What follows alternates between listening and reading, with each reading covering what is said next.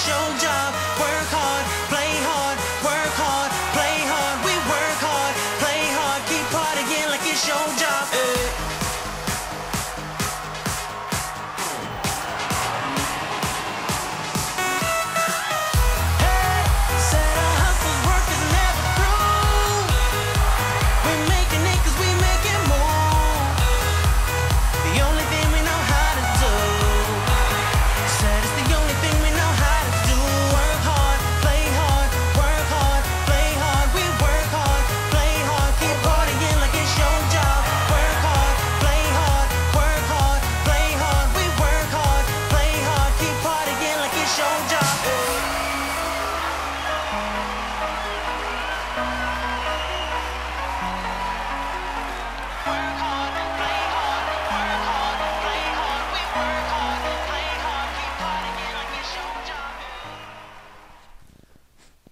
Alright, in today's video I want to go over a couple pairs. Don't mind the music that I was getting my charts ready here. But I've got a couple that I want to go over today. We actually had a couple set up yesterday that I kind of want to go over because one of them was kind of tricky. And then I've got one today that's set up. I took this one yesterday and made some good money on it. And the one today I was up late so I didn't catch it, but it was a very good trade setup if you could have caught it. But let's go over the one that set up from yesterday. First of all, you have the New Zealand CAD 15-minute time frame here. And what I was seeing was this area right down here when we came into the one and close yesterday. You had a reversal here, here, and here. And then you had, this was actually a gap open on my other charts. It doesn't show it here. But if you look at most charts, you're going to see a gap open on Sunday night here. So this was a level 2.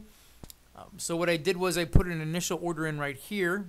And you can see that it rejected that level and then continued down. And then right here was the secondary order.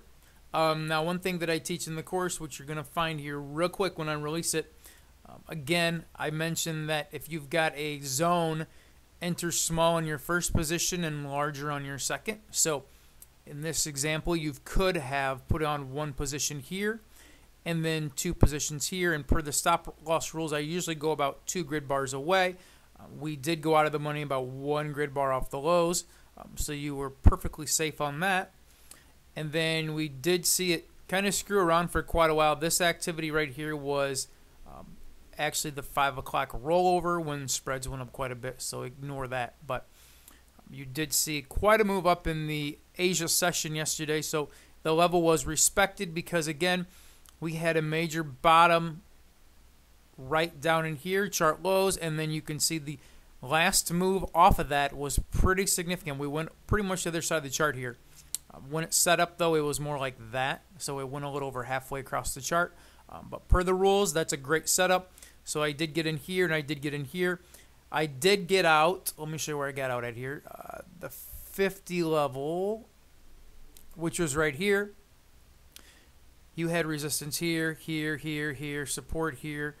It came back down to retested area here, and then you had a double bottom here. So I did get out at about 50. You can see went all the way up to 70. So you could have made 25 to 70. You could have made about 45 pips up here off of that level, and then right down here you could have taken about 35 pips. So overall a pretty good trade. So again, the best level to trade would have been this one right here, and the other one was this one right here. I will say that we had the daily S3, I believe it was, down here too. The other thing that I want to mention is that the lows here, we were a max move from the moving average, which is also in the course that I talk about. So overall a very good setup for some good pips.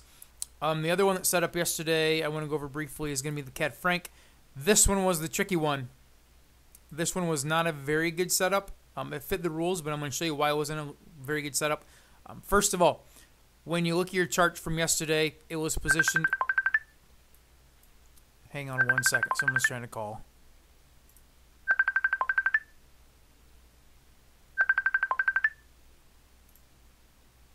All right, never mind that. Anyway, the CAD Franc was the other trade. This was actually a 1-hour trade setup. It was a qualified trade setup because, again, we were at the chart highs when this happened. and we saw a significant sell off of that. So normally would hold up as pretty good resistance, and you were in the London close time frame. But there's one thing that I want to show you here that I haven't really talked about in the first course if you took it. Take note of the move off the lows. You have a move up here, sideways move here, another push higher, sideways move, and then another push to resistance, which it did pull back maybe like 10 pips, but not even enough to take a break-even stop. But this was not really a great trade setup because if you look here, the pullbacks were pretty much non-existent. In order to get a pretty good trade setup, you need to have significant pullbacks in your trend, because what's happening here is you're seeing a lot of buyers come in, and then you're seeing consolidation in the Asia session. More buyers are coming in, and then you have more consolidation. In other words, there's really no sellers to speak of here. In order for this to be a healthy sell, you need to see a move off the lows, a push up, a good pullback here. 30 to 50% would be nice, but this barely even moved. And then another push up, another pullback. The deeper the pullback, the better off the level. So if you see a situation like this, these are very rare. You don't see these a lot. Pullbacks this shallow are not real common, but if you do come across this, I would caution you about taking the trade because, again, there's no sellers coming in, so this level is less likely to work. So while this was a qualified trade setup, it wasn't a great one because you weren't seeing any pullbacks up to this point. So, again, not a great trade setup to take. We are getting pretty extended over here. Let's go to the 4-hour time frame. This right here is going to be pretty good resistance. We haven't made it up there yet. Will I take a trade off of that? Probably not. But you have this level right here. Again, there was resistance here, becomes support. More resistance over here, here, support, support, support. Huge level, and then there's another level up in here. So I'll be watching this on the lower time frames coming up for a setup here in the near future. But as of right now, I have no interest in taking this trade at all. So the other one that set up, Franc Yen earlier today. We had a great setup down here. It's something you probably want to bail on, though, if you were already in it. I wouldn't be taking it down here. Let me explain it just a little bit. Okay, you have a bounce here, a bounce here, and a bounce here. You have a secondary level down here, which happened to be the daily S3. This is the MS3. What happened here is we saw this level be tagged, and because we hit the support region, I would not be interested in taking a trade off of that. Because we already got a significant bounce, we did move up to the daily S1 level. The other thing I want to note, when we came down to the level down here, we were at a max move away from the moving average. So again, this was a phenomenal level. This would have been a good area to put maybe one position on, and then down here, if we got down here, 2 positions, and then make sure you put your stop loss about 2 bars below that. The first one did work, though. We went from 113 all the way up to 113.30, so you could have grabbed about 30 pips off of this trade. And like I said before, we already respected this zone, so I would not be interested in taking a secondary position down here. I will say, though, we do have a bit of divergence on the THV on the 30-minute. You're seeing divergence on the 15-minute. And on the hourly, we're trying to turn up, and we are pretty oversold down there. So there's a good chance we may see a retest of this bottom, which is happening right now, and we may see a move back up there.